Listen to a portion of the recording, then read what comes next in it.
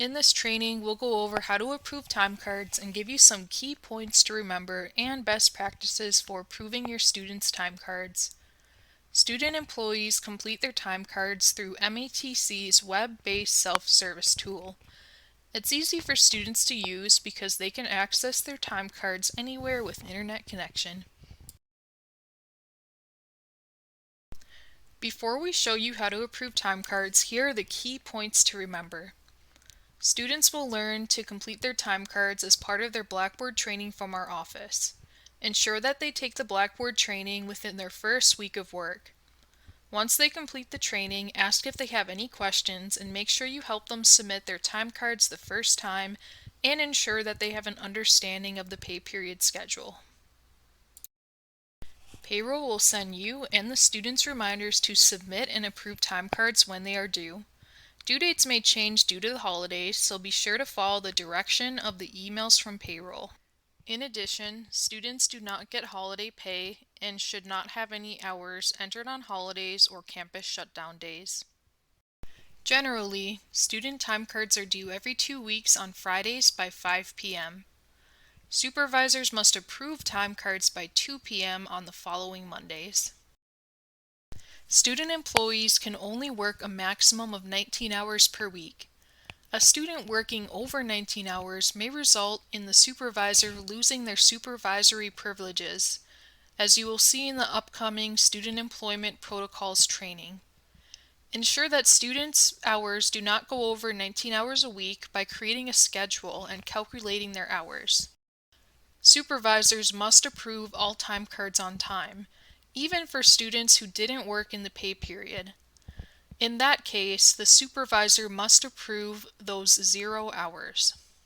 Students must take a 30-minute unpaid lunch break for any shift worked over 6 hours and reflect the break on their time card. Students may take an unpaid lunch break even if they do not work over 6 hours if they would like to, as long as they communicate with their supervisor. Supervisors must also edit inaccurate time cards and make corrections, assist with the completion of time cards when needed, complete students' time cards if they are not done in time, and keep record of hours worked and ensure that all time submitted is accurate. To approve time cards, first you will go to matc.edu. Then click on the menu. Then Student Employee Login. After that, click on Self-Service and log onto your account. After you're logged in, you're going to click on Employee. Then click Time Approval.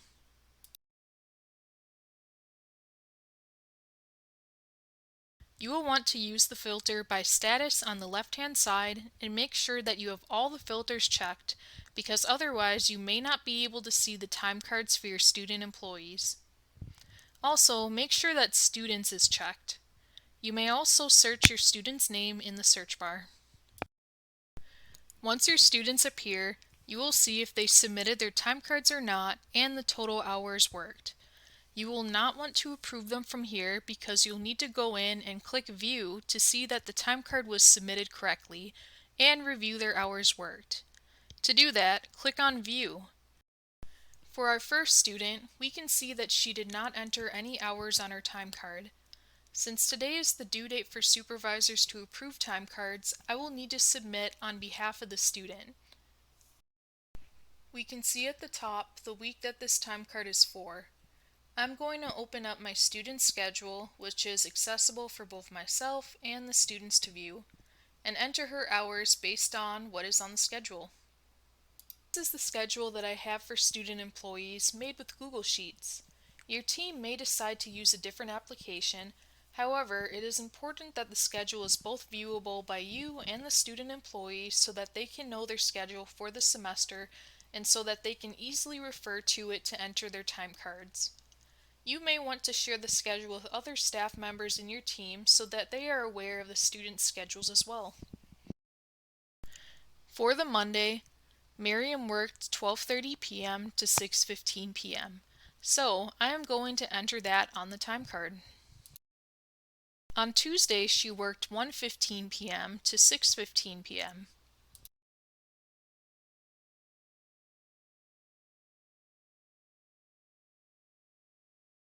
On Wednesday, she did not work, so I'm going to leave Wednesday blank. On Thursday, she worked 8:45 a.m. to 10:30 a.m. Then she went to class and came back at 1:15 p.m. and worked until 4:45 p.m. So we are going to enter on the time card 8:45 a.m. to 10:30 a.m. Then we are going to click on the plus sign and enter a new start time, 1:15 p.m. to 4:45 p.m. to reflect that gap.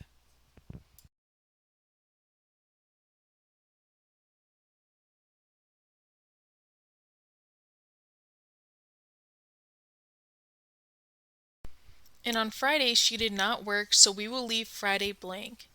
We can see her total hours at the bottom for each day, as well as her total hours for the whole week at the top, which is 16 hours. Remember, student employees cannot work more than 19 hours in the week. You must ensure that your schedule does not put students over 19 hours of work per week. Now that everything is entered and accurate, I'm going to click Approve. Then I'm going to click the arrow to go to the second week. Remember, students will be submitting 2 weeks worth of work at each due date as they follow a bi-weekly pay schedule. Now I'm going to look at the schedule again and submit her hours.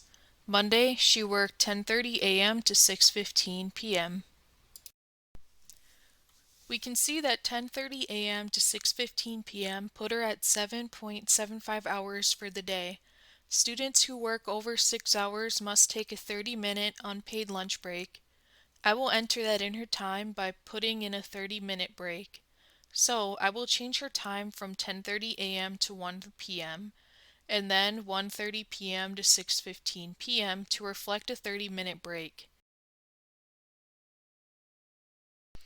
Then I'm going to continue checking the schedule and entering in her work hours.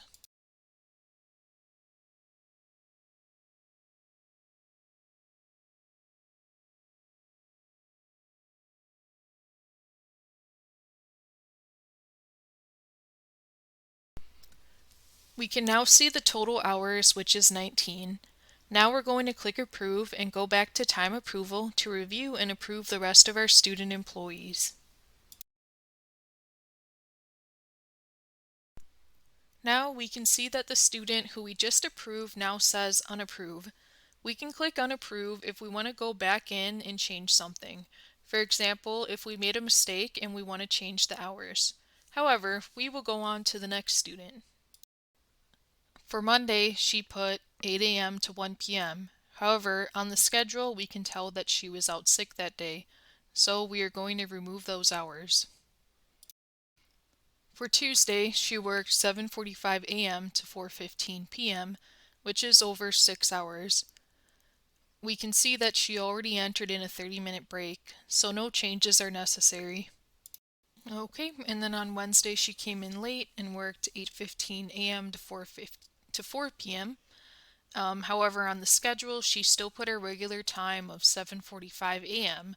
So we're just going to edit that to 8:15 a.m. to reflect the schedule since she did come in 30 minutes late. And now we can see the time card is accurate and we're just going to click Approve and go on to the next week. Here are some best practices regarding student time cards. 1. Create an easy to read schedule that is accessible by both you and your students. Here's an example schedule via Google Sheets that is accessible by both the student and supervisor. Show students how to bookmark the link to their schedule. Second, set up a reoccurring reminder on your calendar to approve student time cards by 2 p.m. every 2 weeks. Review the pay period schedule to know which Mondays are the approval dates. Also, show students how to set up reminders on their own Google calendars for the Friday due dates.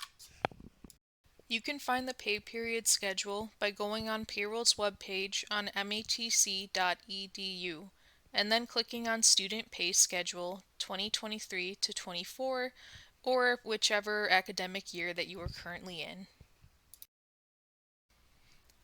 Here's what the pay period schedule looks like. Let's take a look at pay period 12/31/2023 through 1/13/2024. 12/31/2023 through 1/13/2024 are the 2 weeks that students work and will get paid for.